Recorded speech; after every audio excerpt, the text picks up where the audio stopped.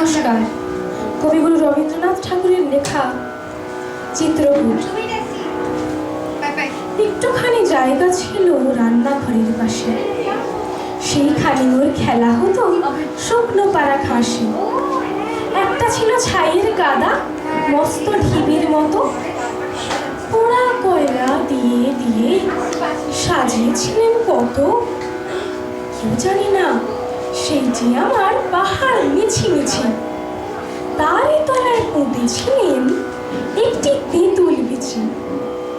জন্মদিনের ঘটা ছিল 6 বছরের ছেলে, সেদিন দিল আমার গাছে প্রথম পাতা মেলে। চারদিকে তার পাঁচিল দিলেন কেরোসিনের টিনে। সকাল বিকাল জল দিয়েছি দিনের পর দিনে। জলখাবারের অংশ আমার এনে দিতেন তাকে, কিন্তু তাহার অনেকখানি লুকিয়ে খেত কাকে। দুধ যা বাকি থাকতো দিতে জানতো না কেউ সে তো। পিঁপড়ে খেত কিছুটা, তার গাছ কিছু বা খেত। চিকন পাতায় ছেয়ে গেল ডাল দিল সে পেতে। মাথায় আমার সমান হলো 2 বছর না যেতে।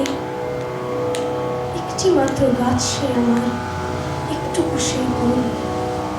চিত্রকূটের পাহাড় তলায় সে হলো মোর বোন।